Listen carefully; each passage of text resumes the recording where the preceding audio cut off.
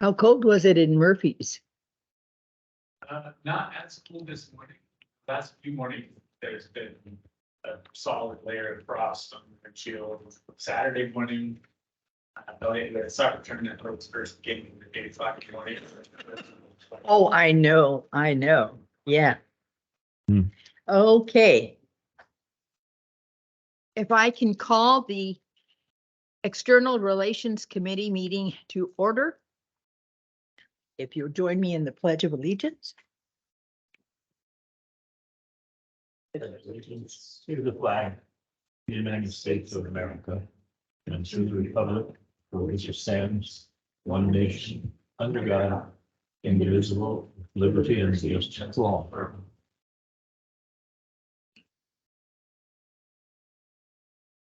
Rebecca, if you'll call the roll. Okay, Director Thomas I'm here. and Director Underhill. Here. Okay. We'll proceed to item number 2, which is public comment. And I'm very pleased to see public, and I hope they'll be commenting for us.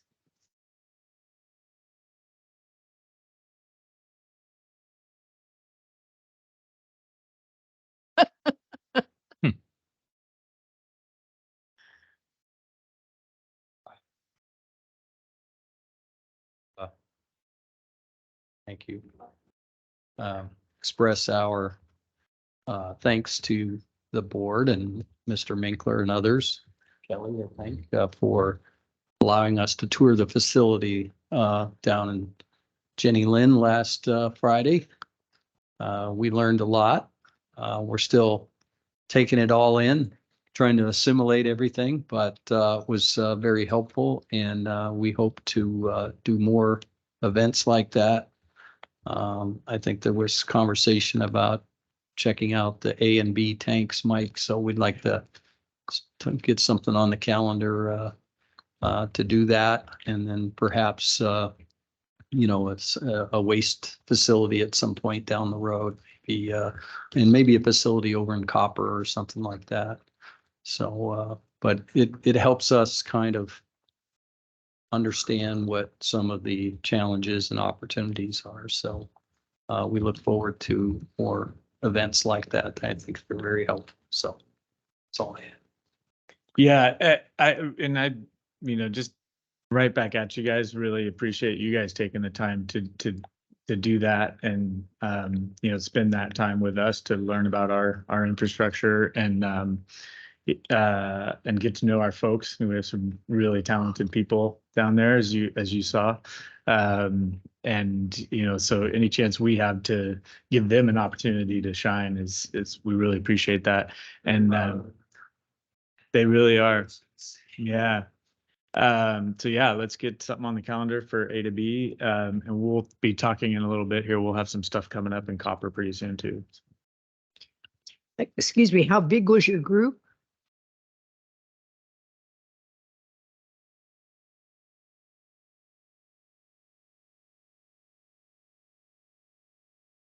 Oh, this fella. Mhm.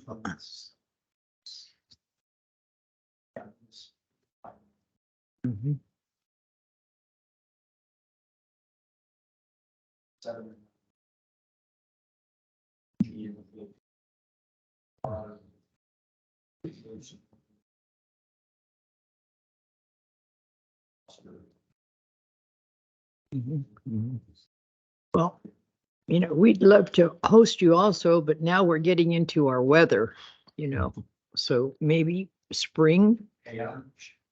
Oh, okay. It's not a factor. Uh-huh.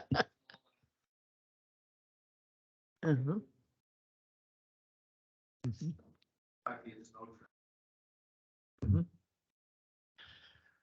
Okay, we'll go on to new business and 3A, and we have External Affairs Update by Kelly Gerkensmeyer, External Affairs Manager. Oh, I'm so proud of you. Well, hello. For those of you who don't know me, yes, my name's Kelly Gerkensmeyer. I'm with the Calaveras County Water District. I'm the External Affairs Manager as of October 16th. So Very excited to be here. So what have you done for us lately? I think a lot. I think it's been a pretty busy first couple of weeks, actually. There's been a lot going on. I wouldn't expect any less. That was a facetious. Yeah, yeah. But again, I am really excited. I do want to thank you guys too for that tour. That was amazing, and look forward to doing more of that. So I really do enjoy these external relations committee meetings. I think they're very important. So with that, I did prepare a little presentation, kind of my thoughts and my goals and some of our major topics. I have been working obviously with the PRT for quite some time, who again is just a phenomenal group. I think we've really done some amazing things in the last few months. So this is kind of coattailing off of all the work we've done up to now. So I certainly can't take credit for all this stuff. And a lot of the vision was a product of that group. So just been honored to work with them for sure. So here's my first update. The top one or this one? Okay, so again, our current areas of focus, of course, there's many areas, but we're trying to pin it down to, of course, the community, our communication methods, inform and educate, our website. We all can agree our website needs work, and metrics, something that this group has brought up several times, and so that's definitely on our radar to work on. With that, with the community, we've been doing on-site tours, which have been phenomenal. I think we did 2 in West Point, and we did 1 in Jenny Lind so far. Small groups of people, but really a good interaction and really good dialogue. And it's been nice to see some of the folks, how they've responded and seen these facilities. We talk about them and they might be on a spreadsheet somewhere, but to really see it, boots on the ground, so to speak, it's eye-opening. Even when I went to West Point, I've been to West Point dozens of times, but I haven't seen this project. So even for me to go there, it's just great to see and a constant reminder of what's going on. With that, I'd really like to get into more virtual tours. I think the in-person is great, but I want to reach more people. And I did 2 tours with Jenny Lind. I did one the week before with Jesse Hampton and John, and I think just John is phenomenal. I want to get a mic on John Brown and capture his enthusiasm and his knowledge of that plant, and I want to share that with more people. So that is in the works, and we're going to try to start capturing more of our facilities. So again, we can get it out to a broader audience. Of course, we want to keep town halls going. I spoke with Michael today. They had a pre-con for our Copperopolis project today. So we want to get out ahead of that. And so we're starting to have some conversations about how a town hall would look for that. But we would definitely want to start communicating that sooner in the process rather than later. And of course, just stay involved in any special events that might come our way, be it the Frog Jump or any other Mountain Counties events. So we want to just really stay engaged in any community event possible.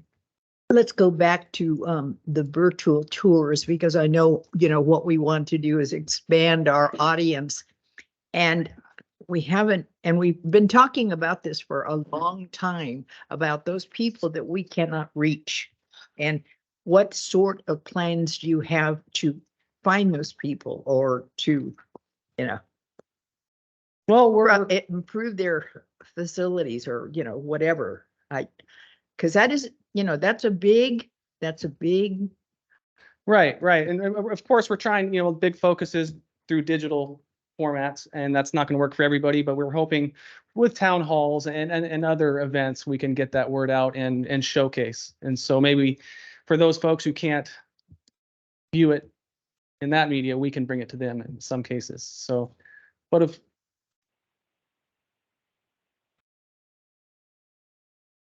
there's no smoke coming out of it yet, that's a good sign. Okay. But that is a constant topic of conversation. I will kind of touch on a few ideas we have, and I'll touch on that here in a little bit. But Okay. that's always on our mind, and it's always a priority to try to reach as many folks as we can. Kelly, I think what I hear Bertha saying is that many of our customers don't have access to the internet, or maybe a function of not being familiar with it or not being able to access it. But how much would it cost to put one of your one of these in the mailing. I mean, everybody gets a Uh, mailer. Quite a bit. I mean, I don't know the exact cost, but I think we were pushing like I 10. mean, I can tell you, if this is roughly the same as the Prop 218 notice we sent out, I think that was $10,000 about. And it's not cheap to do a mailer of that size. Um, We're looking, tax initiative, to send out a 9x6 postcard to 9,500 households, is nearly 10 grand. So that's gonna be a lot more expensive than just the 9x6 postcard. But what one of the things Kelly's been working on, I don't know if he's gonna, I might be jumping ahead on him here, but Kelly and Kelly have both been working on reformatting and making more information available on the back of the bill. So it might be something where we can't put all of that content there, but we can use that as a way to, let people know where they can find the information. But yeah, I think the overall, I think we just need to keep using as many different outreach methods as we can within our, resource constraints. But just try to hit people in different ways.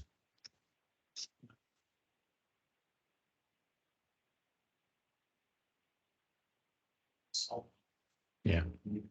QR code. Just put a QR code on the bill, that is specific. Link to a PDF or content. As long as you got cellular service, you should be able to access, you can read something right on your phone. Hold on, it's really, really valid. We just want to make sure we capture this for the folks online, so if you guys want to come up to the mic, but no, but I am excited that I think some of your questions, I've got some good stuff. Oh, did it come back? It's kind of coming in and out. I don't know what happened. This happened last week too.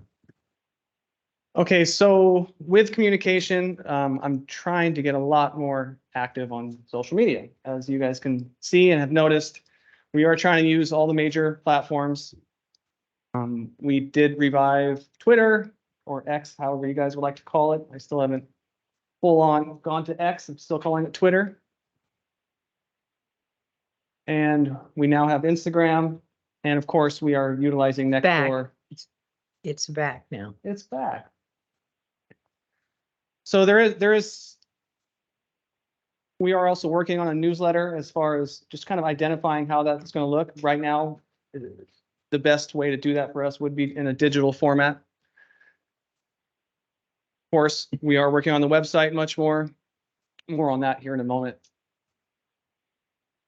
But when we talk about the bill backer, here's kind of some concepts. This is just a draft. This is just some conceptual thoughts on it. This kind of was spawned from a real random conversation in the PRT. And essentially that larger circle in the top, right now we have it where it's more outreach in some of our programs, our assistance programs. And then of course we'd have a column to the right there where we can do seasonal news or updates. So there's a lot of good real estate there, and it's not going to be as expensive as a full-on newsletter.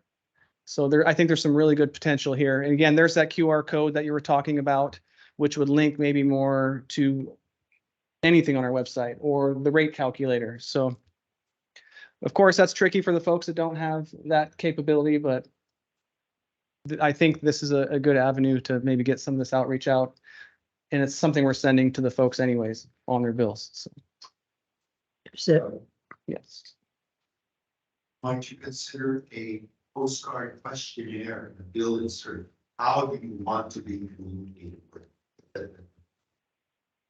That's a good idea. Yeah, that's a really good idea. I've thought about doing that as well, using like the polls on Nextdoor, just to get an idea. And I know you can answer those anonymous, so I'm sure we'll get some colorful comments, but we might get some really good ones as well, just to find out exactly how folks want us to communicate with them or what would be preferred. So with the informing and educating, this is what I'm really excited about. Coming from the field, I really want to show what we're doing, and not just the field, of course, but I mean, we do so much.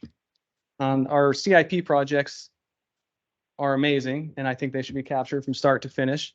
Of course, repairs right there in the lower right-hand side, you see some of the most recent work we did at White Pines with the Thule removals. So, I want to show that. I really want to showcase and give folks an understanding of what's going on. And just really, again, none of this stuff is anything that we haven't been doing for decades, but I want to take a new approach on how do I get our customers and the community to see it. So expect more of that. This map always speaks to me because it's pretty impressive, I think, how spread out we really are. It's really easy, I think, to, if you live in each one of those boxes, to really think that that might be CCWD when it's not, when we are spread out all over. And I think that is very unique. And before I retire, I really want to tell that story. And I want it to be impactful, because from what I've seen so far and learning the perception, I think there is a lack of understanding with, how difficult it is, I think, to operate being that spread out. And I do feel that that's unique, that not many water districts have to operate under those constraints. And again, that's so many facilities. Again, you're going to hear the 6 different water treatment plants, which all have their own unique aspects to it. The 13, soon to be 12 wastewater facilities. That's, to me, it's kind of crazy. That's a lot. Back to Jenny Lind. This is another, I want to do this with all the plants. Again, we can communicate what we're seeing here and the significance. For example, Jenny Lind's the only T4 plant in Calaveras County, and that has a significance. Not every water treatment plant's the same. They all have their own uniqueness to them. And any questions there, Jesse would be the one to answer, but it was phenomenal going into that tour. My mind was blown, and I kind of understand a little bit about that plant. But when John really shows and really shows what he's pulling out of the water, he said he did a tour, I think, with some kids, and they were kind of grossed out by the water. They said, "Oh, that's in our water."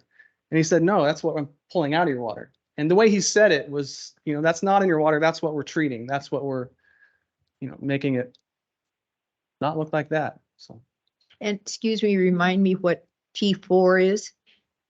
so that is basically, that's a 6 million gallons per day plant. And so it has 6 filters at any time. Correct me if I'm wrong, but that's, there's some significance there. And again, with a T4 plant, you need a higher certification level to operate that plant. And it's a whole new, there's just a lot more sophistication than maybe a smaller plant that might be a T1 or a T2.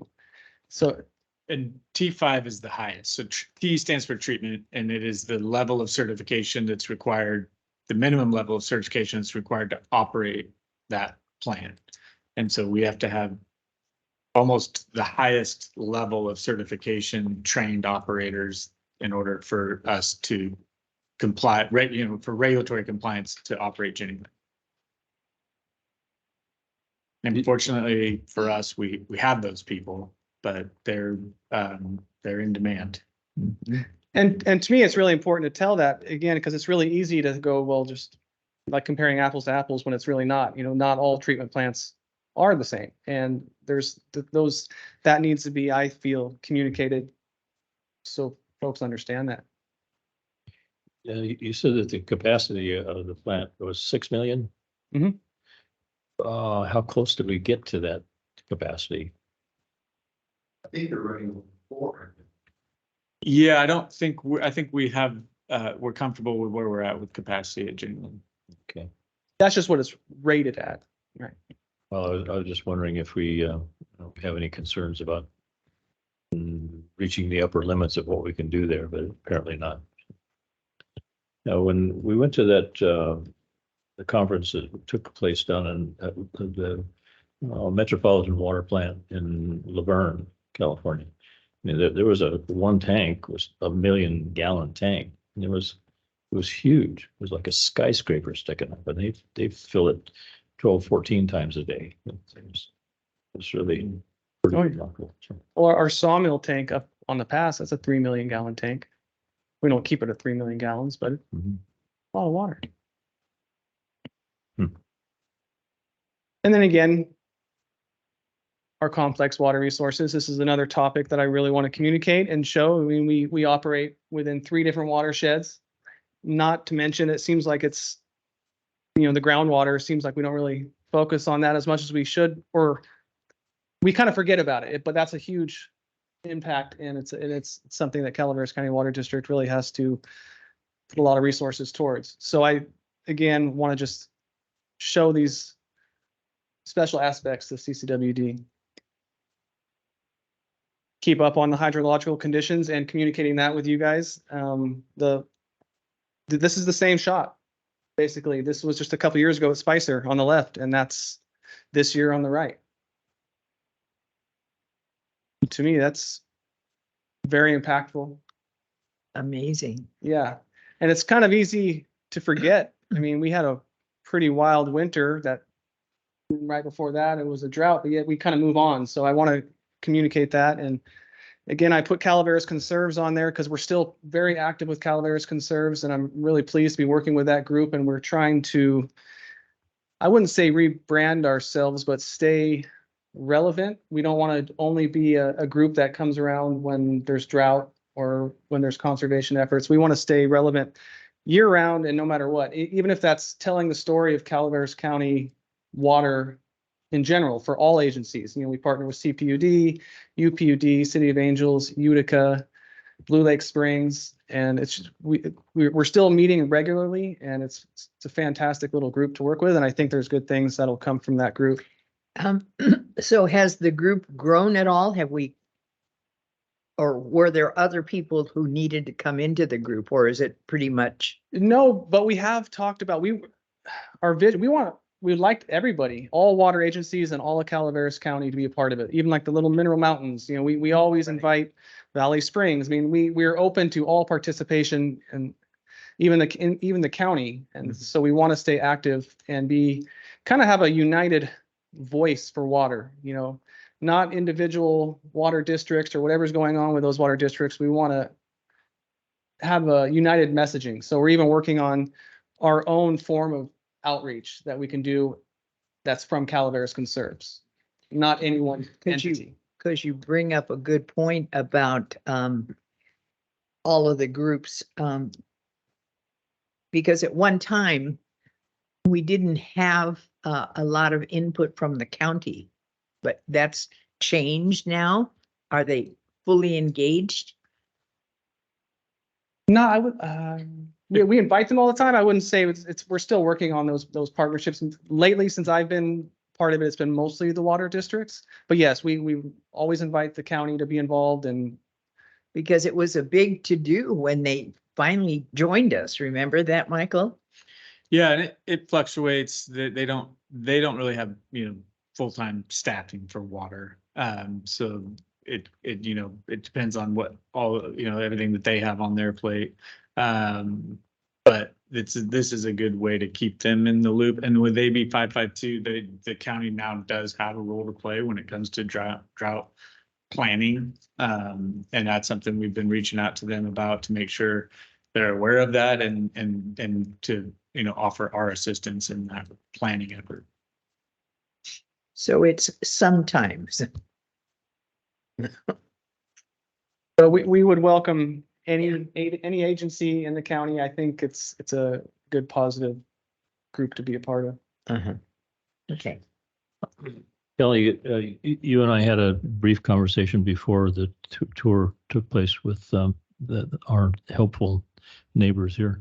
But I spoke to you about that unique good neighbor valve that exists between CCWD and Valley Springs. Did that come up in the discussion at all? I believe it did. I don't recall what context, but I mean, I do think it came up. It's not very well known, but I think that it probably should be mentioned more often, that in addition to our responsibilities to provide water to our customers, we do have the capability and the willingness to turn on that valve if Valley Springs were to lose their water treatment capability. So. Right.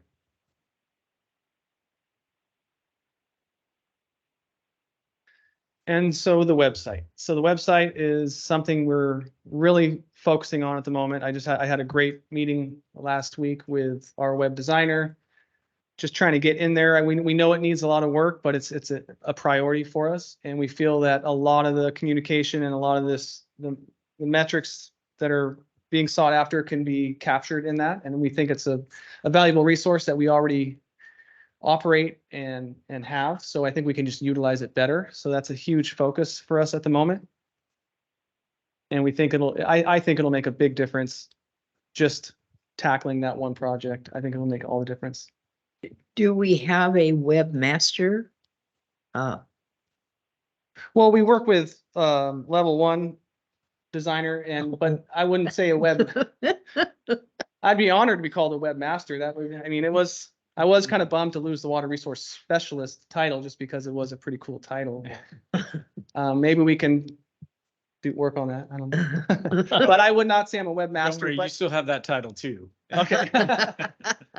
But it's definitely a focus of ours, and we are, I mean, I would almost daily, we're working on it. We're working closely with the departments, trying to get that feedback. We're hearing the feedback from the folks out in the public as well. And we are trying to make that a little more intuitive, a little bit easier to navigate. I do think the foundation of it's pretty good. Just I think with some minor tweaks, we can really get it where we want it to be. And there's some things we've done already. So we have a third party vendor that we use for any major changes that we need to do. But the three in here, actually, Kelly and Becca, in addition to Dylan and a few others, but there's a lot that they can do internally. So those are the webmasters in-house. If there's anything, there's anything beyond that, we do have a third party that we can use. We try not to use them very often. But there's a lot that we can do internally and some things that we've already done. Do you want to touch on a little bit of that?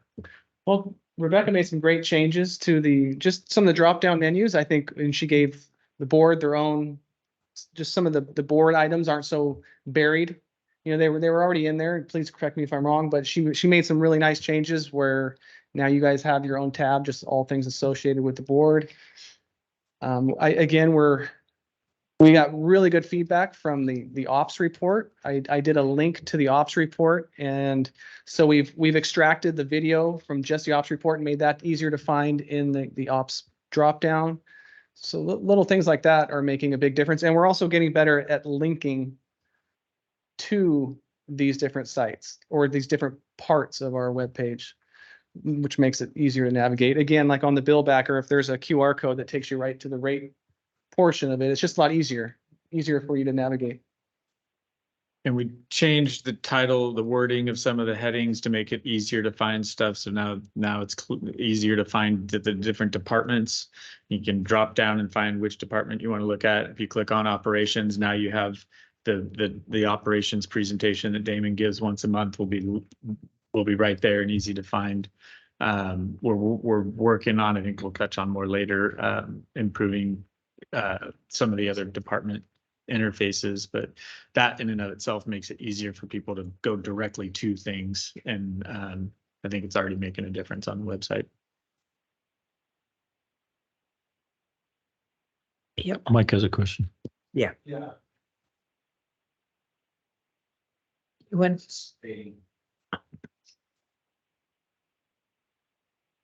Our group would be interested in participating in kind of viewing the sandbox approach before you roll things out. We'd like to have maybe some visibility and provide some feedback, before you roll something out, to the public or something. So any chance we have to kind of take a preview, if you will, of something, we'd be open to doing that.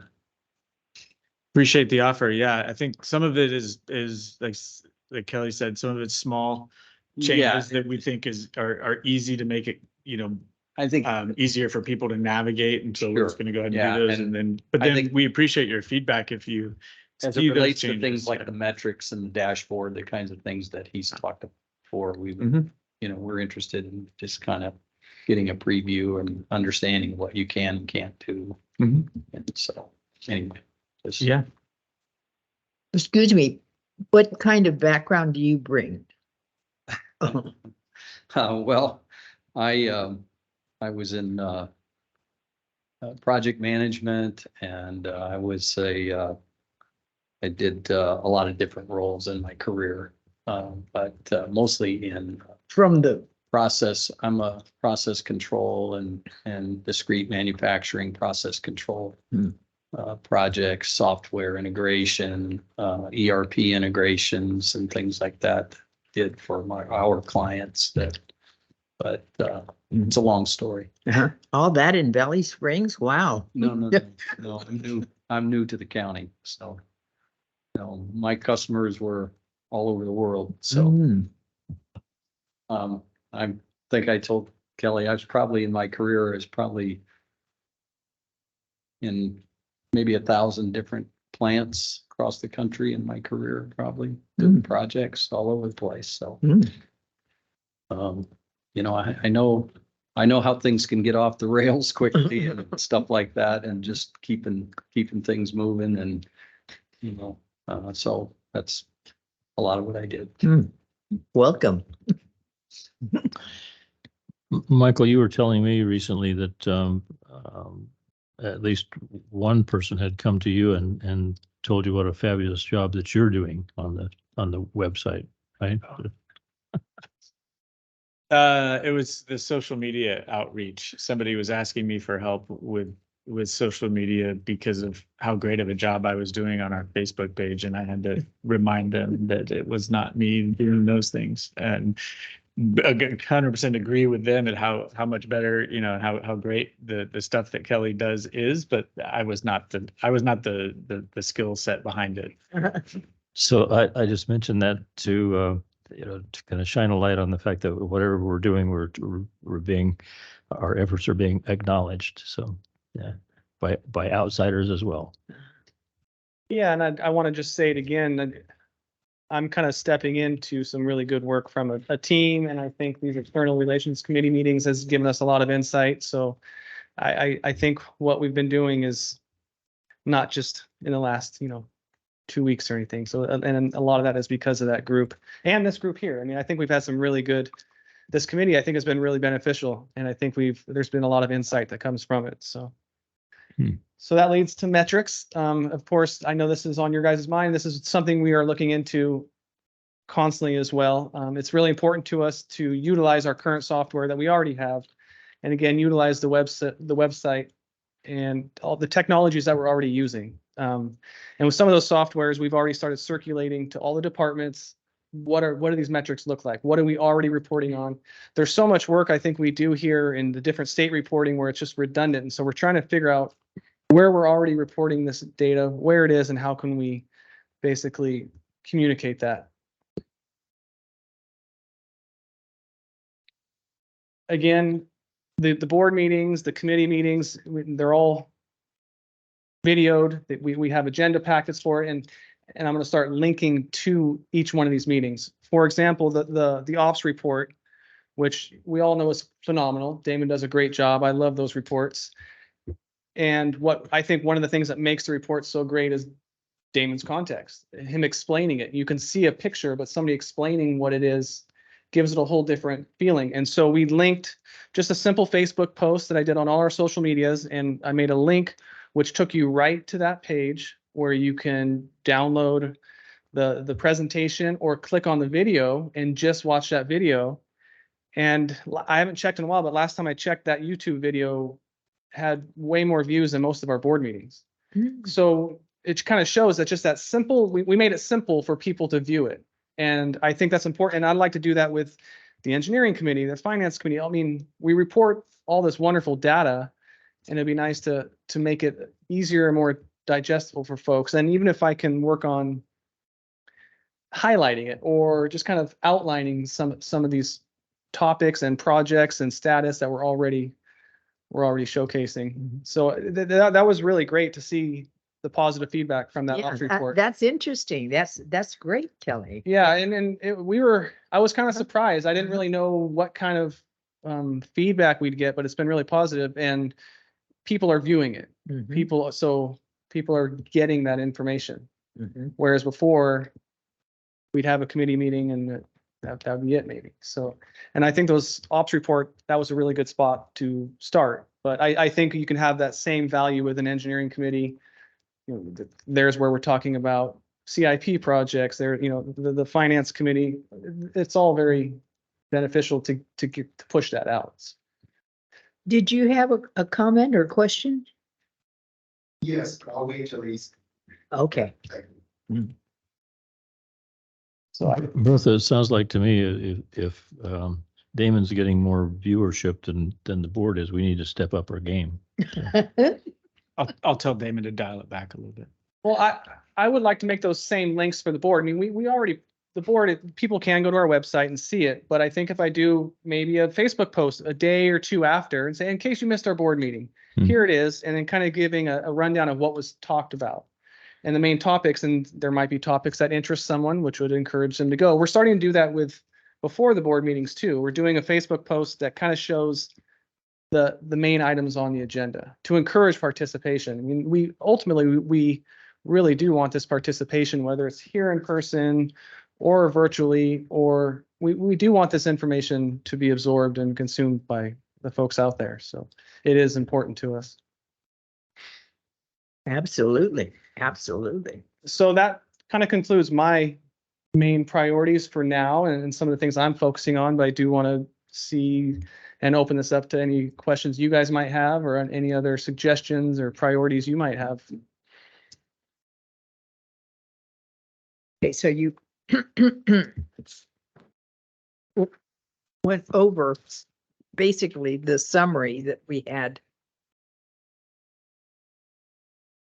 And so, and then you talked about current outreach strategy Yeah. sprinkled in there. Yeah. Yeah. Uh-huh. Well done. Keep up the good work. Thank Oh, you. yeah, Yeah. you're hired. Thank you very much. So Francisco, you had some comments?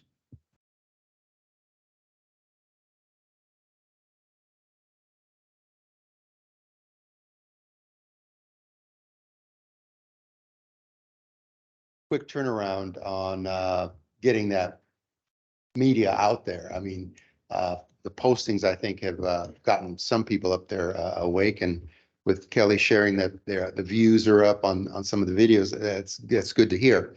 So I want to encourage that to continue. What I had in terms of questions were on this Calaveras Conserves. I'm thinking of a new name for it as Calaveras Waters, but is there a way to benchmark the various agencies, as we start to develop our metrics as to this is what we do. For example, John Brown was very, very proud of the water quality results that he can get where the minimum is X and he's significantly under it with the work that he does. But I don't know how that compares to industry standard or this general area. And as you get to metrics, the sooner you get out of your own navel and compare what else everybody else is doing, you might find some opportunities for improvement. Maybe not, but if you don't look, you won't obviously find anything. And Mike already touched on end user focus group. As you start rolling out the web pages and the changes in look, we'd be more than happy to give you our opinion as to, hey, from an end user perspective, from a ratepayer perspective, this works. This kind of drives us in the wrong direction. It kind of sends us into a never land. But to give you feedback as to what it feels like to use it without the background of I work here. You take a totally different tack on reacting to something when you don't have I work here. So again, any opportunity that we can take advantage of being part of a beta group or like Mike referred to it, playing the sandbox before it gets out to the public. That way, what you put out there has been vetted not only by your own internal methods, but by somebody that really cares about taking us all forward. And that would be our advisory group. Lastly, what I was going to ask Kelly for, and one of the things about projects and plans, et cetera, is that to me, they're only wishes and dreams if they don't have dates and outcomes. Mhm. So if he would take some time to look at his goals and objectives and efforts, and I don't know how often you all use Gantt charts in today's environment, but usually they start with, I'm going to do this, and this is how it spreads out over time, or I'm going to do this, and this is how it spreads over time. And it doesn't have to be real complex, but just to have a general sense of, look, third quarter, fourth quarter, fifth quarter, maybe quarterly, we have some milestones that we're supposed to meet. And we're either making progress or, we ran into some issues, we ran into some problems, and we learned something that we really shouldn't go that way because it's nothing but trouble, et cetera, et cetera, et cetera. But something to put a little more meat on, this is what I'm going to do, and this is when I'm going to do it, and this is how you'll know it's done well. Those kind of questions would be greatly answered by taking this to the next level of a project plan with outcomes. And that, otherwise, I'm very, very hopeful to see a lot of this stuff happen in the next 3 to 6, and if not sooner, even better. Thank you. I have a And question. you, well, I was just going to mention that I think, Michael, you address what he's talking about Yeah, a in fact, lot. Kelly and I have talked about it already. Kelly developed this, his staff report and this presentation, and frankly, his whole first week in this role, I was out of the office, and this was 100% him, and it's fantastic. I think he nailed it. Yep. But then what he and I have talked about is what we take this and develop it into a work plan for, Right, because that's, yeah. right, for our objectives. Yeah. And then we roll that into, as we, go into budget development, that tends to be work plan development for the upcoming fiscal year for each department.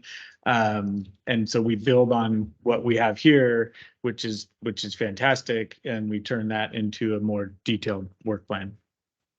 Yeah, and there's obviously the metrics is the key thing that we're looking at, and the sooner we can start seeing what it is that's the easiest to produce for you, because it's already in existence, it's already in some form, and it's just a little tweak to put it on a different page rather than going this route, it goes this route.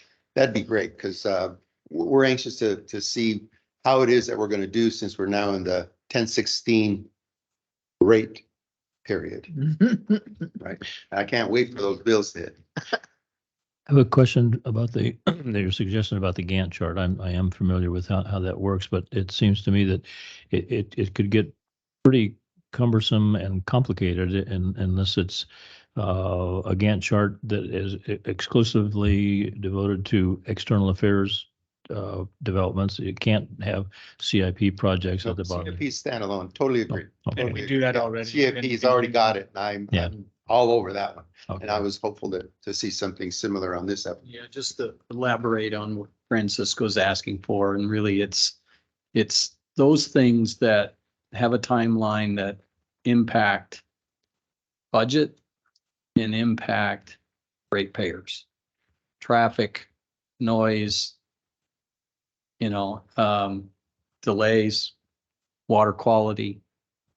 Those are the kinds of things that people want to know about. How does this project, or whether it be a CIP project or something else, impact, the everyday ratepayer? That's really what if it has no, quality impact or financial impact, it's probably not that critical. But if it has a financial impact, a project that runs longer than what the original timeline and maybe goes over budget, I think, that's important information to know. And conversely, if you save money and you finish sooner, and that's good to report that too. So that's really what we're talking about, is things that will impact the ratepayers, and keeping them informed so they know, hey, there's light at the end of the tunnel when this project will be completed, and we're going to derive this benefit, this savings, this, those are important elements. That's what we're looking to capture. Hope that clarifies what we're asking. Another comment? I apologize. I wanted to emphasize one of the things that we're trying to find a lot of sources for is grants. So let's say we find out about 15 grants and we apply for all of them. Okay, then we got to wait for them to process them. And so we're in a wait cycle. And then maybe they are granted, but they haven't been funded. But they have a life cycle. So if it was a way for us to get an idea of, look, we've got 20 potentials out there, they add up to 152 million and they would wipe out all of our CIP projects. I mean, we can dream, right? But to know that there's 20 or 30 or $5 or $6 million coming our way in 2 to 3 or 4 years, that reduces the pressure on the ratepayer. And that's good news. But if we look and, hey, we don't even have any applications out there. Well, come on, you know? So that's an important point, I think, to just touch base with you guys on, because that work is happening in-house. So I don't know, and grant applications for infrastructure projects take a lot of development. And so that's an area that, you know, I can assure you we are very focused on, and we have a pretty good track record on that already. But any of our CIP projects where there might be sources of grants out there that will fund them, we're always trying to identify those different sources of funding.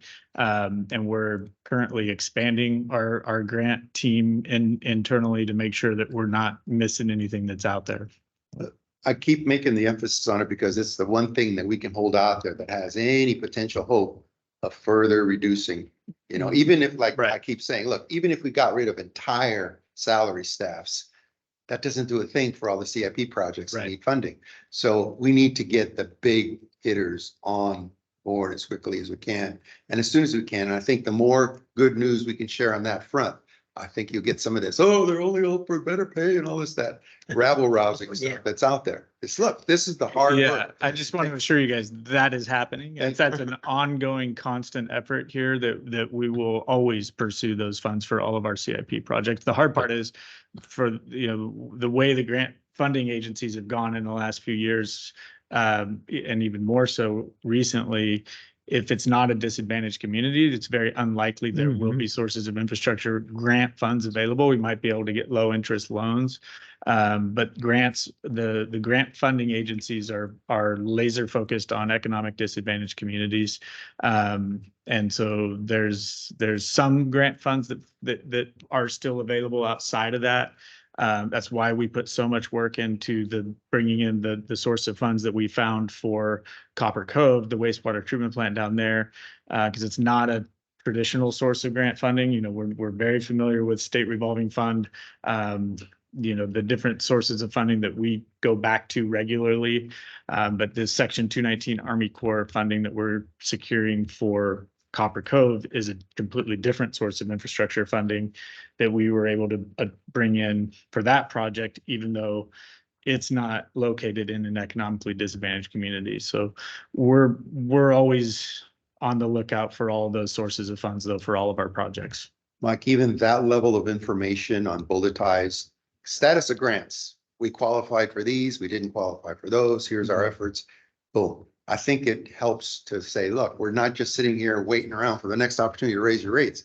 We're busting our butts to try to get them down as low as we possibly can with the help of external sources. I think that'll go a long way to back off some of the heat.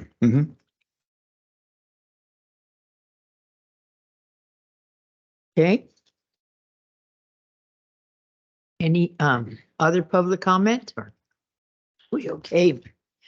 We'll go on to 3B. Customer service update. And here's the other Kelly. You get Kelly squared today. Good afternoon, directors. Kelly Richards, Business Services Manager for CCWD, and I'm here to report today on customer service. It has been a month since our last report, so just a short update today. I know we had some delays in the last at the last meeting. We were reporting over a span, period of time. And so just some smaller updates for you today in keeping with some of the updates that we've had in the past. So initially, just to start, you want me to use this one? Okay. Which one do I press? The red one? Right. Thank you.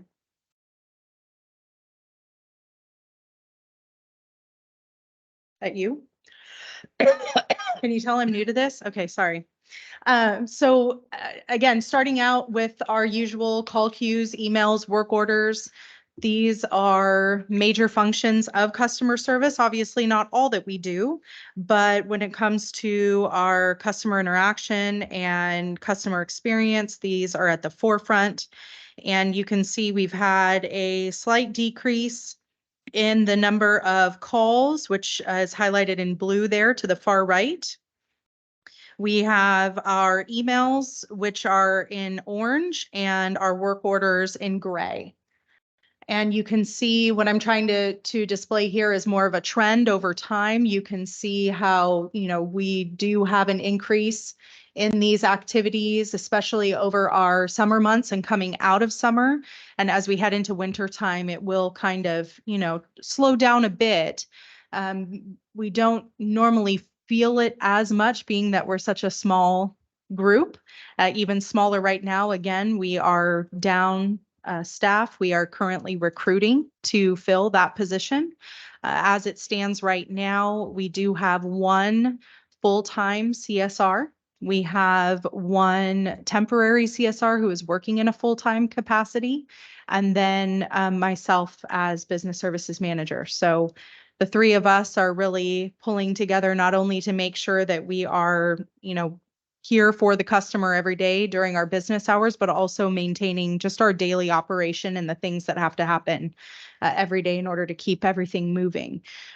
So do you have an opening? We do. Mhm. We're currently recruiting. We're in the process. We're working with HR to move forward in that recruitment. Mhm. So, not putting a timeline on that, but, obviously based on our next step of reaching out, scheduling interviews and moving forward in that process, we look forward within the next, hopefully, few months having another body in the office. So that will be immensely helpful when it comes to, ensuring that all of our customers are helped in a timely manner and that we're efficient and the workload is spread out, amongst our staff evenly.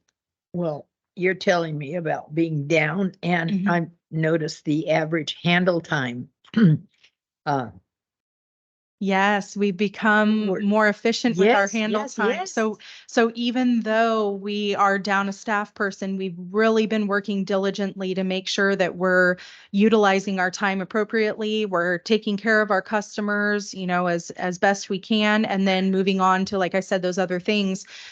As I move forward with reporting on customer service in the future, I'd like to spend a little bit more time talking about some of those other things that customer service is a part of. I think there's an understanding, obviously, that customer service is there to assist the customer.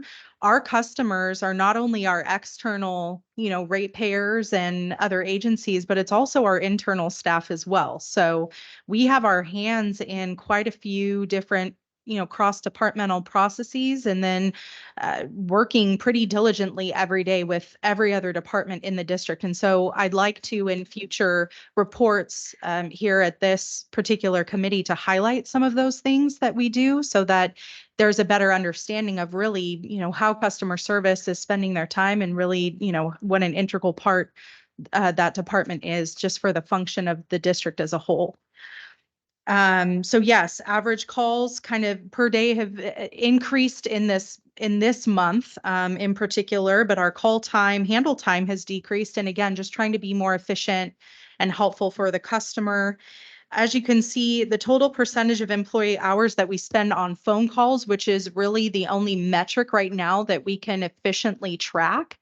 There's quite a bit of other time that we spend doing other things. And I think that's why I'd like to, starting at next month's meeting, start highlighting some of those things that we spend, 86% of our time on, during our work hours. One of the things that we're undertaking right now that was just mentioned a little bit ago is a rate update, which doesn't normally occur at this time of the year.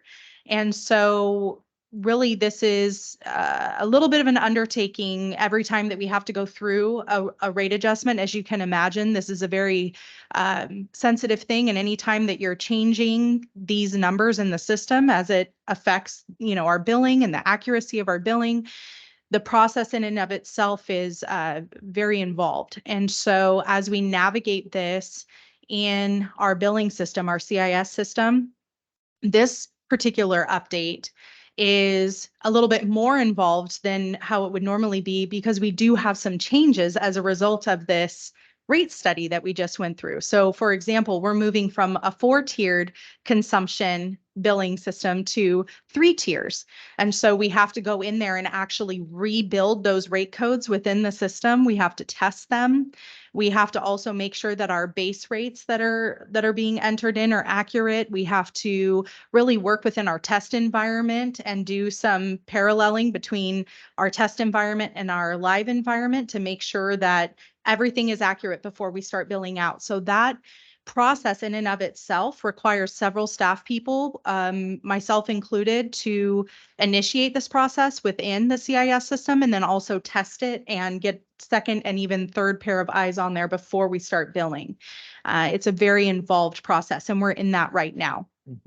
I have a question, because we had talked about customer service going through 2 conversions at the same time.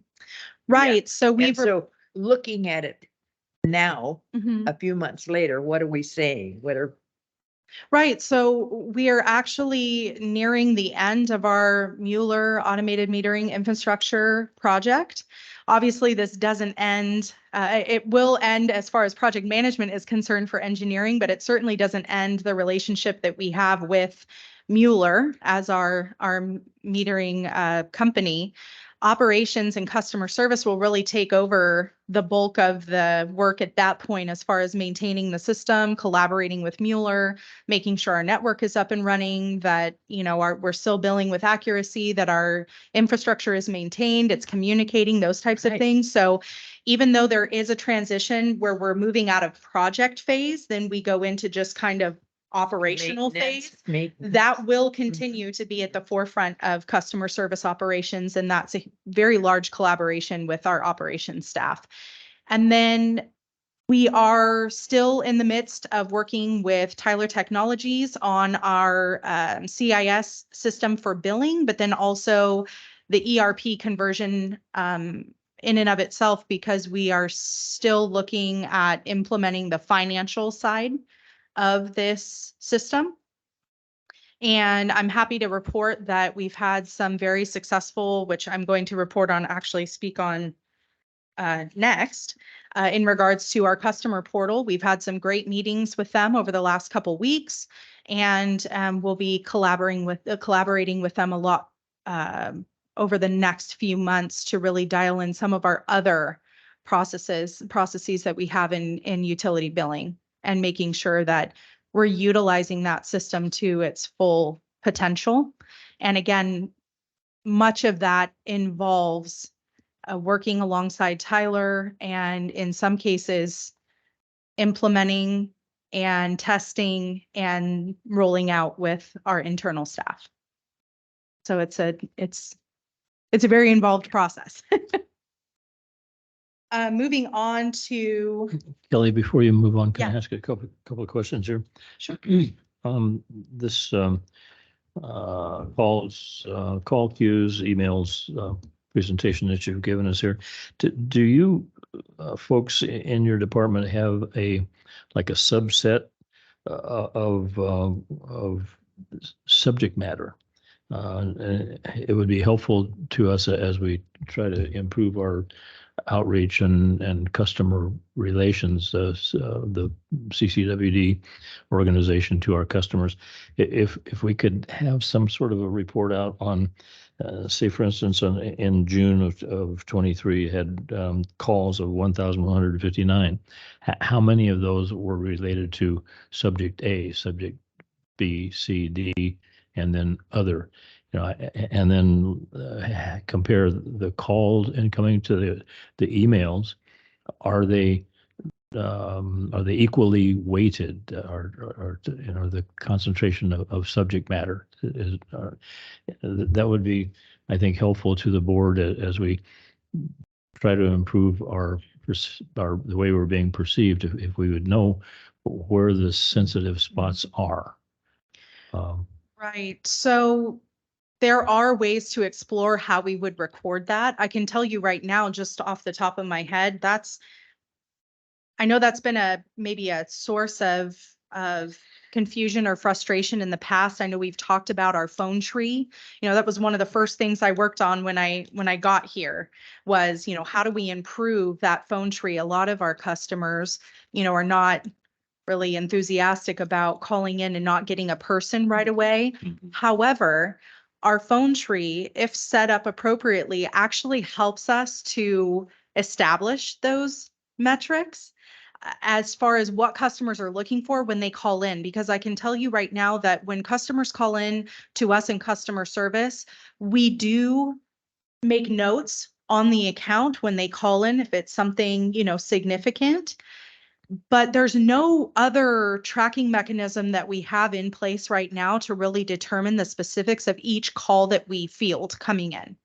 And so we can utilize the phone tree to determine, you know, for example, the way it's set up now, to pay your bill or to interact with somebody in customer service regarding your account, you can press option 3. Well, we can see how many you know, times customers selected option 3 when they called in. How many folks selected, you know, that they needed to report a leak, because to report a leak is option number 4, I believe. So we can utilize the phone tree in that way. We obviously don't want to get too bogged down with giving people a bunch of selections and having that be, you know, the primary basis for how we determine the types of calls we're getting. But we could look into establishing a way to track that. I just am not sure how we would do that utilizing the system that we're using now. And I can, just to add to that real quick, I can tell you that does happen somewhat informally internally. So if customer service is getting inundated with calls on a certain subject, that usually would come either to the public relations team or the management team or both, or even just Kelly coming back to talk to me or Pat or Kelly and saying, hey, you know, we're getting hammered on this thing, and that, you know, that causes us to figure out, well, what didn't we do in advance to get the word out, and what can we do now to try to take that pressure off of customer service. So those, when we do get an increase in calls on a certain subject, and especially if it's in response to something that has just happened, that is a discussion that happens internally to figure out how we can address that. Well, I wasn't looking for a way that you could organize your phone tree to get the, you know, the 10 most common complaints or questions. But I would think that the moment that somebody makes contact with a customer, if you're making notes, that paper that you're making the notes on could have on a margin on the right or a margin on the left the most frequently occurring questions. And then you just simply put a check mark on what the subject of that particular call is. And then. So our notes that we're taking are actually within the customer account in the billing system. Well, I know, I'm confident that you're making those recording those things, but it doesn't, maybe I'm pushing where I shouldn't be pushing, but it would be helpful to me as a board member to know that the preponderance of calls are about this. And I think this goes back to their suggestion about the matrix. Then you concentrate on the thing that is the most prevalent. And right. So one of the things that we do notate on here, you know, we have these discussions internally in customer service. And so I try to include some of the common calls and inquiries that we have for the time frame that I'm reporting in. And so, you know, some of the common things that we continue to have are any type of leaks or concerns regarding, you know, consumption, obviously our move-ins and move-outs, billing questions. And then, you know, over the course of the last few months, we've had an influx in rate study and cost of service inquiries. We basically gauge, what our common calls and inquiries are just by communicating with each other. We don't have anything really set in stone as far as, a system or anything like that that we could record it in.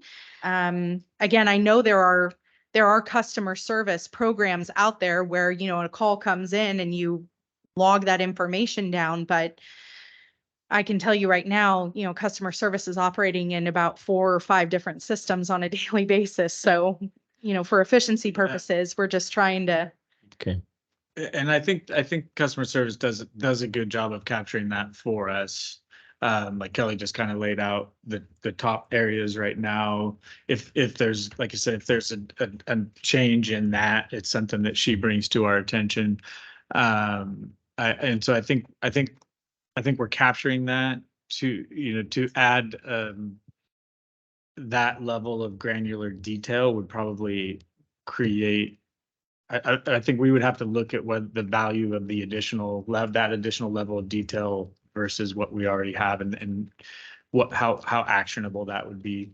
And I'm, sensitive to adding to the number of programs we're already working on in customer service right now. But I think we are capturing that overall, that information, maybe not to that granular of a level though. I'm not talking about grains of sand. I'm talking about broad topics. And I think we are capturing that. But you're not reporting. Kelly just laid out what those top 5 areas are. I think we are capturing that information already. Okay. Francisco, well, do you want to finish your? Sure, I can go ahead and move forward again. Just kind of want to share some updates of, common points that I try to report on a monthly basis that seem to be at the forefront right now of, customers wanting additional information. So again, portal update. We had an influx of members over the last month since I last reported. So 108 new portal accounts were established over the last 30 days, which is fantastic. We love to see that. Again, just an update. We are internally beta testing this smart portal. Staff is working with our portal staff to establish a go live date based off of, our feedback. And again, we have this wonderful person that we're working with from our smart meter portal side. And she's been extremely helpful and it's been enlightening to work with her. She is answering all of our questions, letting us know kind of what the system capabilities are. And, we're moving closer and closer to that date that we will be able to coordinate with external affairs on to share information on here in the coming weeks. So very, very enthusiastic about that. Customer assistance, again, this has been, a very common topic. And just to provide an update stemming from last month on our CAP program, which is our internal customer assistance program, and the ADCA Low Income Housing Water Assistance Program, or LIWAP. And we have had an increase in the number of participants in our internal CAP program. So as of last month in our water side of the customer assistance program, we had about 68 open spots. Now we have 57. So we've had an increase in participation there. And last month we had 82 open spots on the wastewater side. Now we have 74. So we've had an increase in participation and applications there, but we still have availability. We still have 57 open spots for water assistance and 74 open spots for wastewater. So we're still encouraging customers to reach out and obviously working in conjunction with Kelly in external affairs to share some information and update our website as well. So navigating to those applications and that information is a lot easier to do. They can certainly call into customer service as well. They don't have to have, internet access. They can certainly give us a call and we're happy to assist them over the phone as well. For LIWAP, there's been a 10% increase in assistance provided over the last 30 days for CCWD customers. And there still remains a little over $5,000 worth of funding available for Calaveras County residents to call in and receive assistance from ADCA through this program. So the LIWAP program is still open and available, and we encourage folks to reach out to ADCA to see if they qualify for that assistance. And they're always, you know, informing the new people that they get in that Yes. this is available. Right. And customer service staff has been really diligent. I'm very proud of everybody for offering both of these programs, actually, especially over the course of the last few months as we've been going through this rate study. And I think it's kind of come to a fever pitch that folks realize these programs are available. We've really ramped up our efforts to share this information with customers when they come to the counter or they call in or they're expressing any kind of, difficulty with paying the bill in Any any kind of way, shape, or hardship. form. Yeah. Mhm. And so we've really been sharing that information and pointing people towards both of these programs. And again, expanding the customer assistance, we continue to have talks internally, and I'd like to be able to continue to report on this in future committee meetings and let you know a little bit more in depth as we have more of these conversations, what may be viable options for CCWD to roll out to kind of bolster our customer assistance, whether that's, a CCWD driven program or offering or partnership with an outside agency or the state or, federal government as far as assistance programs are concerned. So this is at the forefront of our research right now and some of the projects and programs that we're working on. So I look forward to continue to report on our progress there. And it's something that we continue to have talks on. So as part of your job or as part of Kelly's job to look for more programs or Really, I that we feel can like utilize. Yeah, really, I feel like if anybody comes across a program, or sees another agency. So, for example, right now I'm in contact with about 5 or 6 different agencies and discussing with them their assistance programs and how they work for them. Mhm. As I reported in the past, California is very unique as far as under Prop 218, what we are able to offer as far as assistance is concerned. And so where other states, might have, very, broad assistance programs because that is what is allowed under law in that state, we're more limited. So we have to get creative. And so, our feelers are out right now and talking with other agencies and networking to see what's working for them and how they set up these programs, their relationships with other agencies who are offering programs. But like Kelly mentioned earlier, the PRT and our collaboration and how we all communicate over the past few months has just been extremely enlightening and beneficial. And if anybody, is in contact with another agency or sees a program, we're really having those conversations internally as a group to try to see what will work for us and how we can, roll these things out and truly how beneficial it will be for our customers.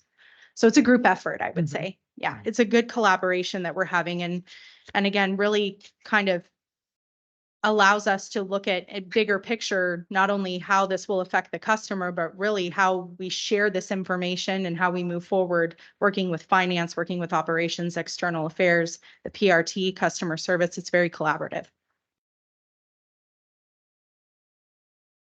And that's it for me for today. So I'm open to questions, comments.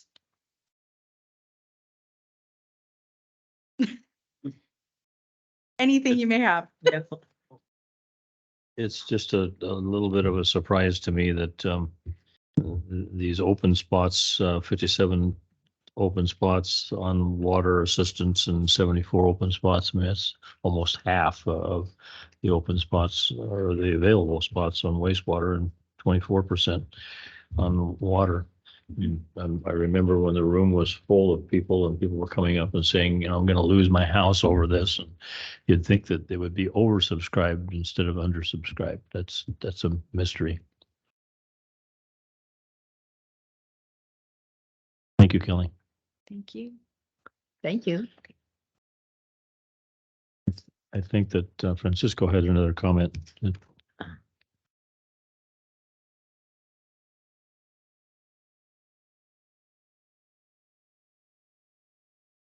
So I have a question, Kelly, about billing, and this came up through social media sources. And I'm not sure I could answer the question for people, but there was a question raised about a convenience fee of $13 on the billing. And that seemed to me to be, first of all, a very large number relative to other convenience fees. And I'm beginning to see convenience fees at restaurants and all kinds of things on the bottom of the bill when you use a credit card. So it wasn't clear to me whether there was a convenience fee, for example, with ACH type payments or other electronic payments. Maybe you could clarify exactly where and how the convenience fee is applied and calculated.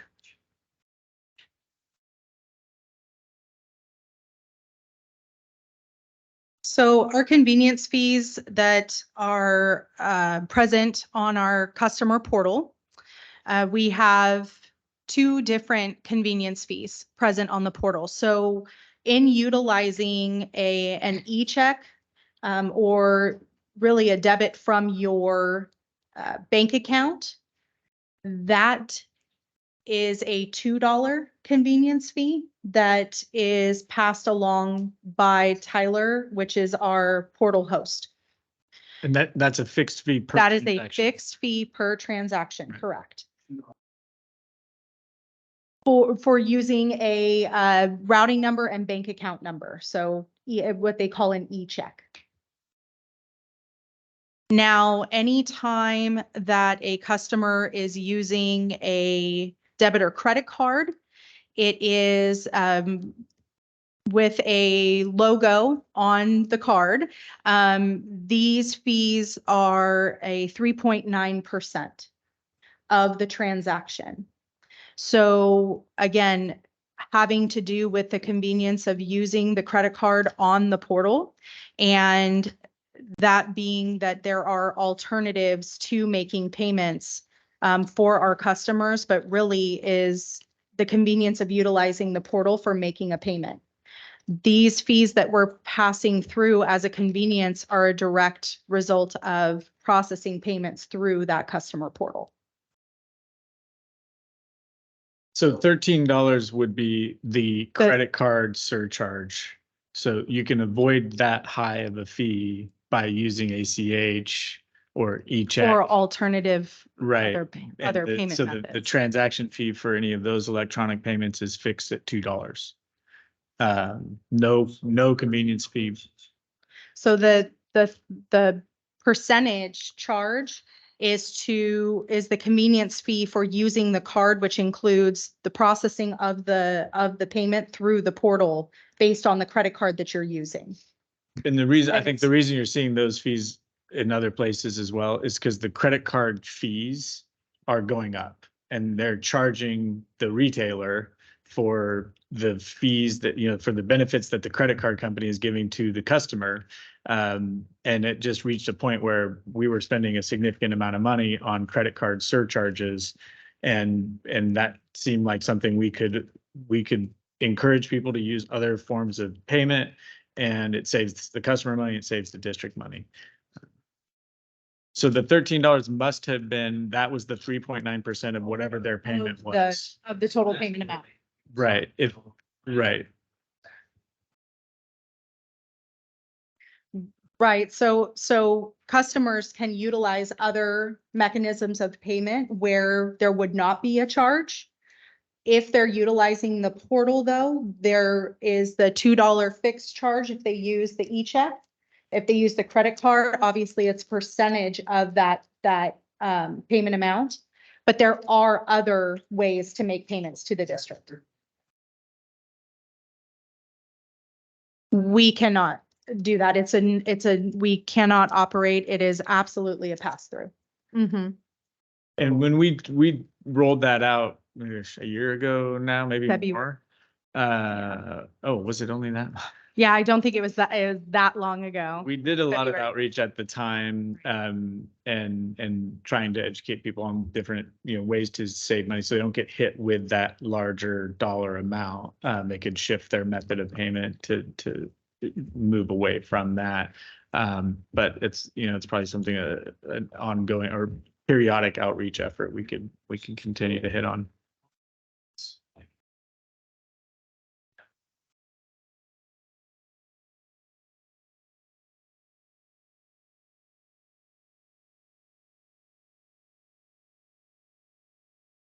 Not necessarily.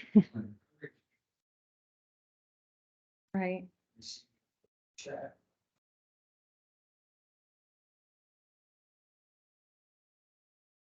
I'm a road manager. I only have like 84 accounts. And some people said, why don't you take Venmo? Why don't you take a credit card? Oh, excuse me. Oh, sorry. So I only have 84 or so accounts, and I looked into the process. I use QuickBooks to do all my billing. QuickBooks wants 2.5% for a swipe, tap, or dip, and I'd have to get a swipe, tap, or dip piece of equipment. Or if I key it in manually, they want 3.5% of the bill. And if I use an online invoice, they want 2.99% of the bill. ACH is 1%. So I told everybody, send me your check. You already paid for the stamps that I already included. So it doesn't make sense financially because it's a big time pass through. And when it's a percentage of the bill, the bigger the bill, geez, Right. it gets people ticked off really fast for convenience. So keep pounding on USPS. I'd like to point out that that change came about when it became clear to the board that that the credit card processing was costing, because we weren't passing it through, about $65,000 to $67,000 a year.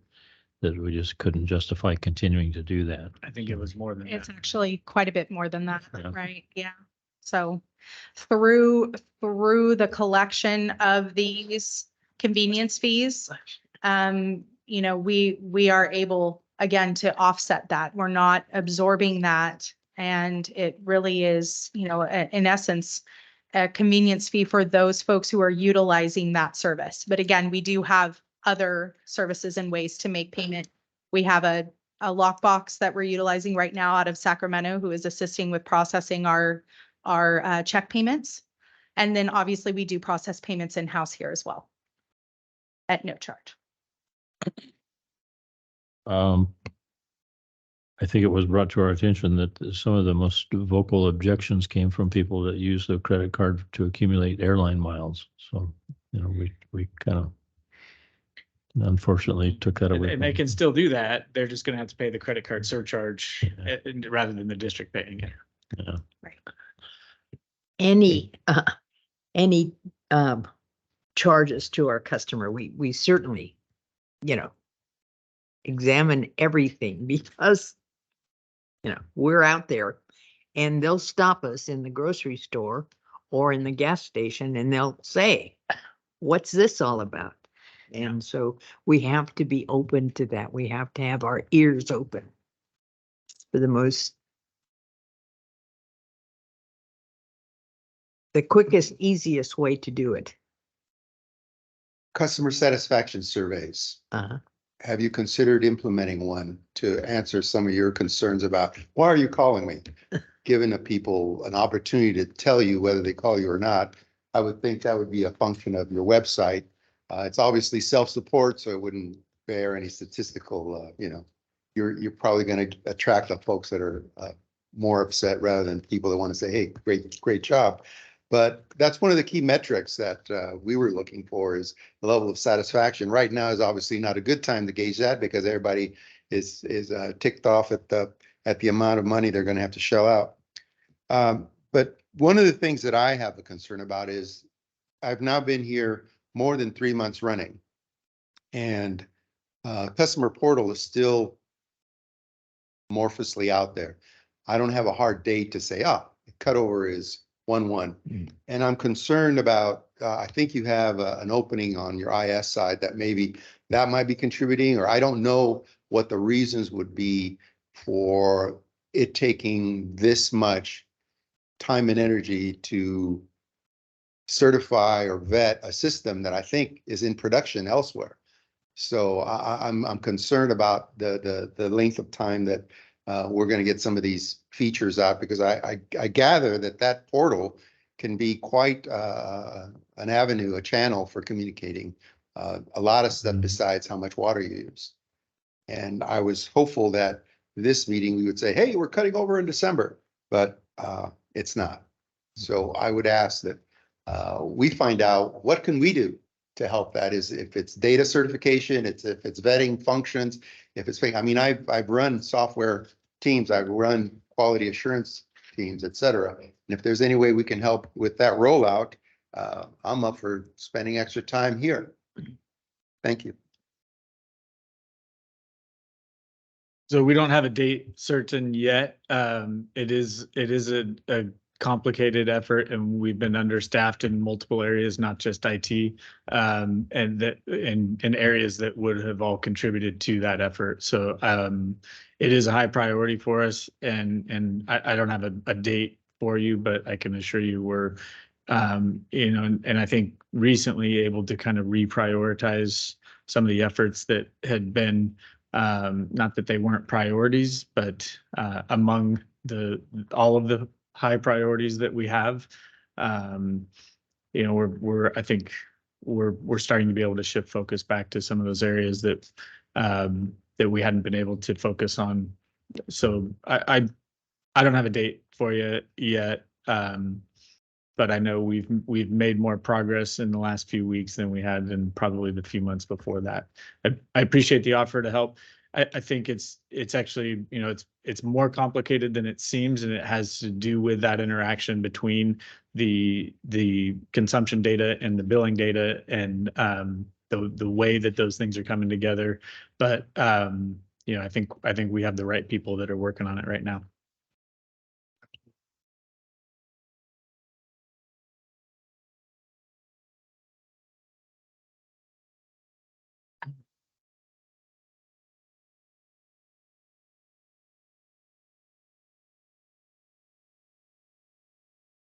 Right? There's another gentleman. General manager. No, Oh, wait a minute. excuse me. Just follow up on a couple things. I want to be clear that I understood that CCWD is not making anything off of the convenience fees. Is there a company that manages how that is processed, and are they making a profit on it? Okay. All right, I'll step aside because I have a few more questions. So just an answer to that question, we are invoiced by Tyler Technologies, the facilitator for the customer portal. And then we also receive invoices from OpenEdge, who is our credit card processor. And so we are literally fulfilling those invoices with the convenience fees that are retained through payments that are made on the portal. There is no profit that we're making, nor can we. And even to be honest with you, we are recouping as much as we can for both of those charges through the portal for facilitating payments through the portal, also through the credit card fees. We actually still pay some of those fees. We don't recoup all of them. So there's no profit being made. Perfect. That's what I was hoping to hear. On your customer low-income assistance programs, who funds that? Where does the money come from? Is it cost effective for CCWD to have that, or is it actually costing more to administer that program than what it's saving people? And on however it's being funded, is it being pushed to all the other water customers? I'm trying to find out. Where is it coming from?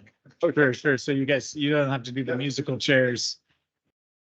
Yeah, no, those are great questions. I don't think this is something we could probably look into a little bit more, but I don't think there's a high cost to administering the program. It is funded, so we can't use rate revenue to fund customer assistance. We can't use rates to subsidize any class of customer. So we have to rely on what we call unrestricted revenue. And there we have multiple sources of unrestricted revenue between, cell tower site leases, hydropower revenue, property taxes, things like that, that we can spend on. We have more flexibility when it comes to how we can use that revenue than we do with rate revenue. Rate revenue is highly restricted and we can't use it for purposes of that. And so we could look though at the cost of administering the program. I think one of the other things we really are, and I think Kelly touched on this already, that we'd like to do is increase the dollar amount that we have available for that program without impacting the budget. And so if we can find other ways to generate revenue specifically for that, whether it's through donations, whether it's through people adding a little, $1 to their water bill, or other ideas that we've been working on already. We'd like to roll out some fundraising mechanisms to increase the budget for the customer assistance program without impacting the rest of the CCWD budget. So we have to be really careful. And a lot of agencies don't, especially agencies our size, don't have customer assistance programs for that reason. You'll see it's more common with larger agencies. I just was reminded of an example recently where East Bay Mud has partnered with Drake's Brewery. They have I can't remember which one of their beers, but one of their beers, if you buy that beer from Drake's Brewery, the profit goes to East Bay Mud to fund their customer assistance program. So if we could find some ways to sponsor it or generate some other funds to put into that budget without impacting the CCWD budget, that's kind of what we're exploring right now. But the budget for that program has been the same as when it was established, I believe in 2018. Mm-hmm. The annual budget for that program has been $60,000 since it was established. It hasn't increased over that period of time.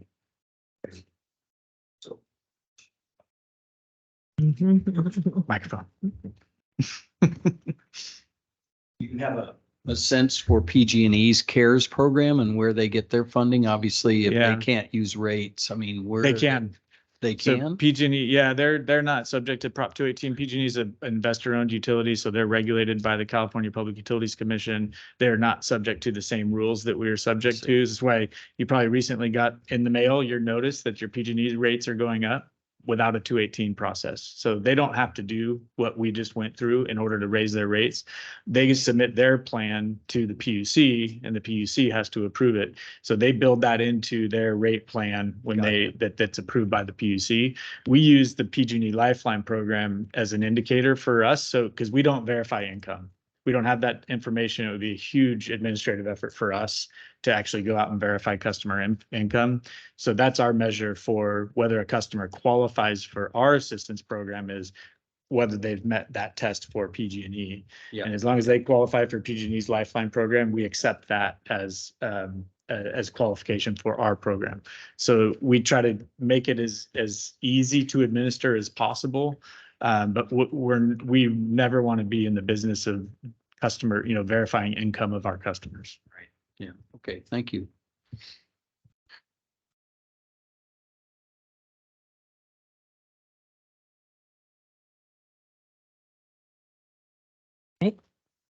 Michael, comments? Oh, are we moving to GM report? Uh-huh. Unless Kelly, did you have anything else? Oh, just a couple of things that I'll touch on. Kelly G had mentioned the doing some outreach in Copper Cove. So we've got obviously our Copper Cove lift station project already underway. So a pretty significant construction project already happening there. And we're kicking off our Copper Cove water project down there, which will replace a few of our tanks down there. It's a big project and a transmission line.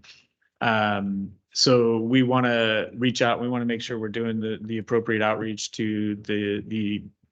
I think that one is only within one HOA. Usually we're crossing HOA boundaries. But I think with Copper Water, it's only Copper Cove HOA. We'll have to verify that. But we want to make sure we're doing the outreach to especially in that project, the neighbors that are immediately adjacent to the Tank B site, where there's houses very close to those tanks, where there'll be a significant amount of construction going on. So we're going to do some outreach directly to anyone that will be, directly in the vicinity, but probably also I think another town hall is appropriate just to discuss construction project impacts, both of those projects plus some other projects that we have in the pipeline down there. So we'll be in touch with Director Thomas on that front and making sure that we're informing the community, because really these are things that we should be, this should be positive news for the community, the work that we're doing on these projects. And we want to make sure it doesn't become a negative because we didn't inform the community of the construction impacts. And so we want to be out in front of that and hopefully, gain support for these projects as we move forward. Any questions on that one before I move forward? I suspect there might. Well, Kelly used the term pre-construction meeting or something associated with that work. So tell me more about that. Were there? Yeah, we did our pre-con meeting this morning. So the project engineer, along with our engineering and operations staff, and the contractor that was selected for the project were on site. The contractor will start mobilizing in a couple of weeks. Heavy construction activity won't start for probably until, January, it sounds like. But as soon as people see equipment moving in, they're going to have questions. So we want to make sure we're addressing that. And remind me again who the contractor was. TNS Construction. TNS, yeah. Okay. And they had a pleasantly responsible bid. They did, and we've worked with them before, and we had a very good experience out there with them this morning. So we're optimistic about the project team on this project. Okay, good. Perfect. And then in addition to that, we have a couple of projects that are closing up, which is nice. And so we have our engineering staff and ops construction management staff are about as busy as they can be, and we have new projects starting like that Copper Cove project. So it's nice to be able to wrap up a couple at the same time. So the Redwood Tanks project is done. We're moving very soon to the final notice of completion. It'll probably be before the board here within the next month, I suspect. And That's Ebbets Pass. Yeah. So it's been a very successful project, grant funded project, or primarily grant funded project. And it's been with a really good outcome. So our staff did a great job in securing the grant funds and implementing the project. It's a big win for the community. So I suspect we'll be scheduling a ribbon cutting ceremony at some point for that one. And probably not too far on the heels of that will be our West Point water project, West Point water treatment project. So adding a second filter to the West Point water treatment plant. That project is in its very final stages, hopefully wrapping up construction. Did Jesse leave? Oh, good. I can just start making up numbers then. I don't know, they're online listening. So I'm reluctant to throw out a date on that one since I don't know for sure, but just based on what I've been hearing recently, hopefully wrapping up construction, by the end of November. And we'll move to, operational testing and final completion within the next few months, I suspect. So that'll be another big one to get done. That also was partially grant funded project. And so I think those are the two that we'll be wrapping up here in the near future. And I think both of those are ones that we should celebrate, break out the big scissors for. Where would you have an event for the Redwood? Day? Yeah, that's a Yeah. good question. We were talking about that recently because they're all over the place. Yeah. My first choice would be the big trees, I think, but that's probably not the most convenient location for everybody. So I think we were talking about Heather Tank. Is that right? Yeah. But I think Heather has probably the most parking available. It would be the easiest to describe the overall scope of the project. Heather in Forest In Meadows? Forest Meadows, yeah. And then let's see. Mountain Counties Water Resources Association Water Forum is coming up. I'm working on a panel for that forum to discuss infrastructure financing. It's something that, is obviously just one of our highest priorities, if not our highest priority. And it's an issue that we share with our friends in our other mountain counties agencies. So Larry McKinney and I are working on that panel together. We really want to highlight not only how important, how significant our rate increases are, and Amador's were more bigger than ours, and how just how crucial infrastructure funding is to take pressure off of ratepayers, and highlighting some of the obstacles to securing those grant funds and some of the grant guidelines that we're regularly up against, the challenges that those present to us. That's also an issue I've been raising through my participation on the Aqua Board and the State Legislative Committee. We recently had our planning meeting for the upcoming year for State Legislative Committee. And, I raised the point at the end of that meeting that I think with legislative advocacy, those groups get so focused on what the hot button topic of the year is, that they sometimes other things get pushed to the back burner. This year, obviously, the water rights reform bills were a huge priority for the water industry, and rightfully so. Those are, obviously something we should be very concerned about and very involved in. But infrastructure funding needs to be right up there, along with ratepayer assistance for low-income ratepayers.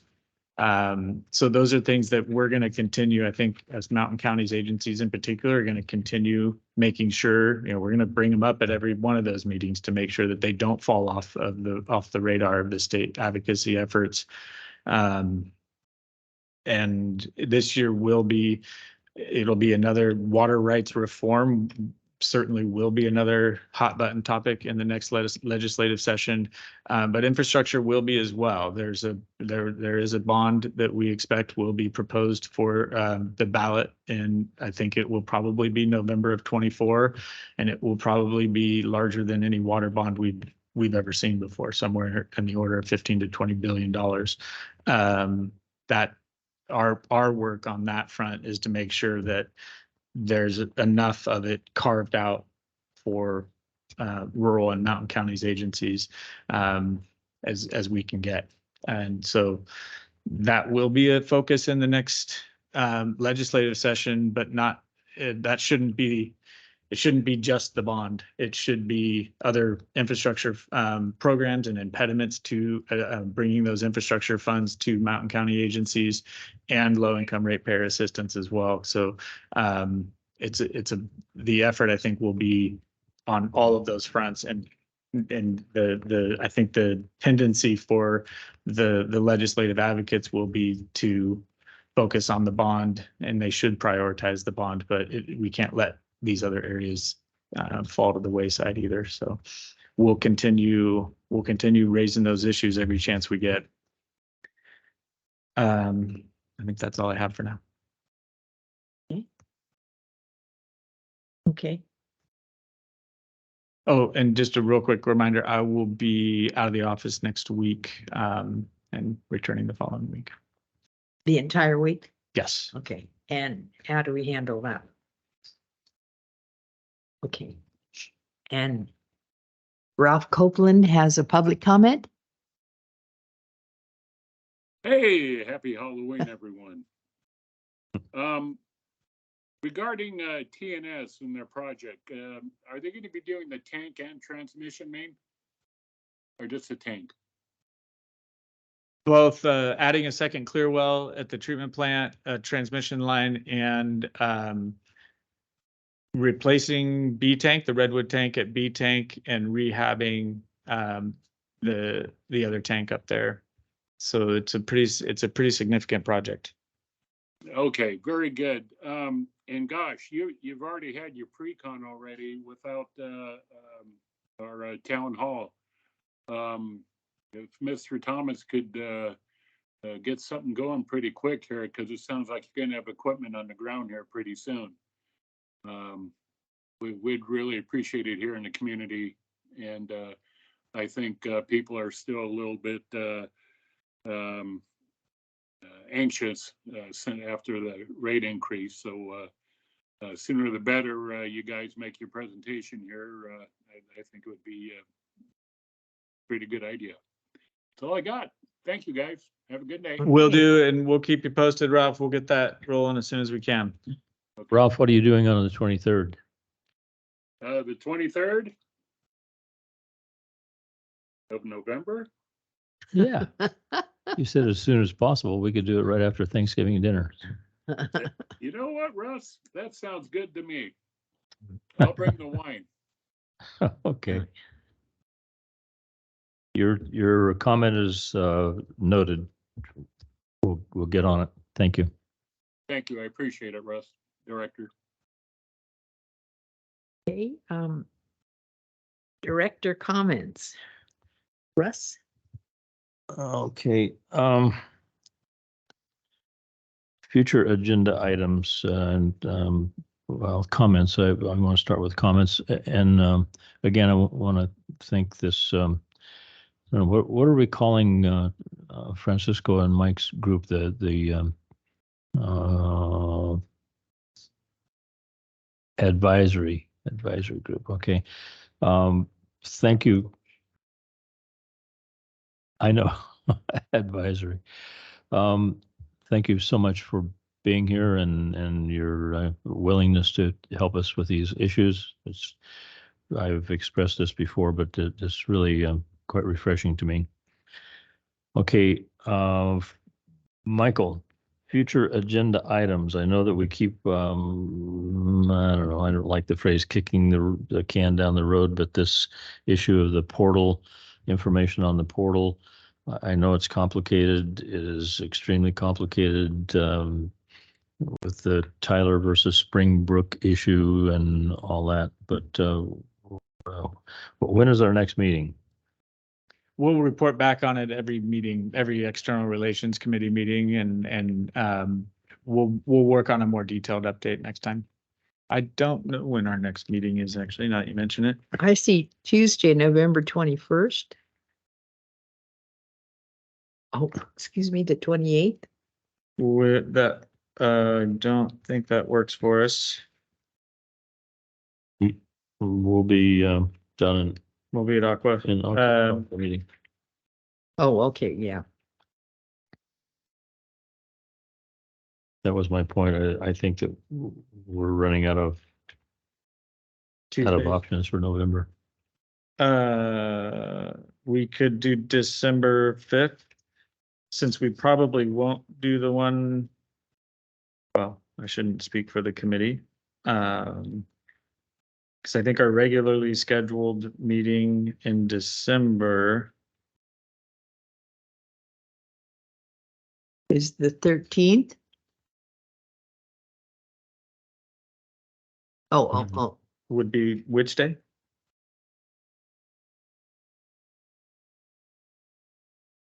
December 26th. To me, is probably not a great day. It's Boxing Day. So Uh-huh. Perfect day. So how about December 5th? Legal That's affairs legal is scheduled. affairs.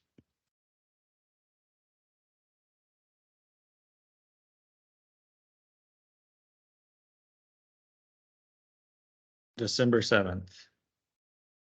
Day that lives in infamy.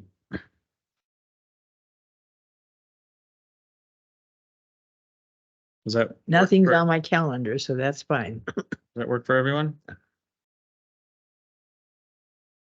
Okay. And that would probably be the only meeting for December. So we wouldn't have a meeting in November, but we'll have the December 7th meeting kind of in between there to cover both. Does that sound good?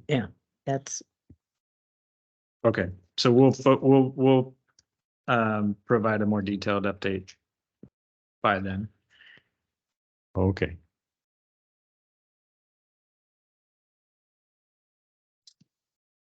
so the next meeting we have, am I right? November the 15th, That would be our next board meeting. Board meeting. Yeah. regular board meeting, right? It's being touted as a special meeting. It is a special board meeting since we canceled the second and fourth Tuesday, or sorry, second and fourth Wednesdays, and we just did the 15th instead. Right.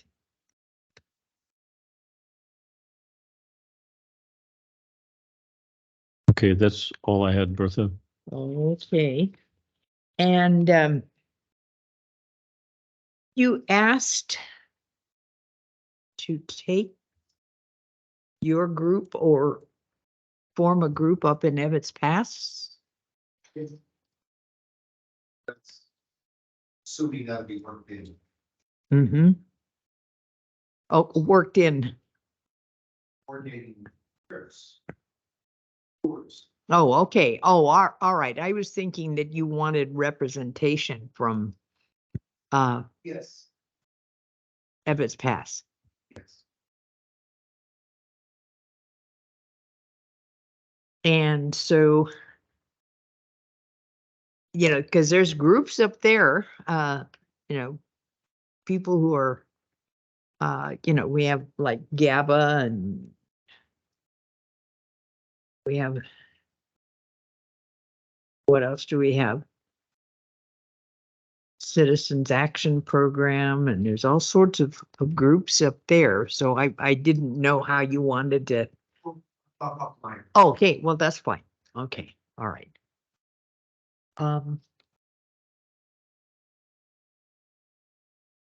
Is Mr. Castro is a regular member of your group? No?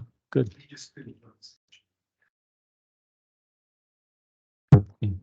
He couldn't. Okay, well, thanks for your participation today. But he was on the Jenny Lind tour. Oh, okay. Oh, I want to know why Russ knows him and I don't. I don't. He just introduced himself. So. Oh. Hello. um, cold and quiet up the hill in the 20s. So it, for some reason, winter comes every year. I don't know. But we're ready. I have no comments. If I could, Director Underhill, I should have mentioned this earlier as we were already talking about the Redwood Tanks project, but on the external relations front, we had a good meeting with Tuolumne Utilities District is looking into ramping, well, they have even more tanks than we do. They have 64 tanks in their system, down from, I think they said they used to have over 90. That's right. Yeah. Yeah, and so they're interested in the steel bolted, the glass line steel bolted tanks that we've been using. And so a few of their engineering staff came over and met with us, and we took them to a couple of different sites in the of our new tanks up in the pass. Mhm. It was it's just our relationship with TUD over the last couple of years has been, it's improved dramatically, and it's been really beneficial, I think, for both agencies, because we have so much in common that we can share a lot of information and resources and best practices and learn a lot from each other. General manager over there, Don Perkins. Don Perkins. Okay. So Um, so what did we just say? We will have it on December 7th. Okay. So, is there Any other comment? anybody else online for comment? Ralph was the only one. Okay, I would like to make a motion to adjourn this meeting. Second. We're done.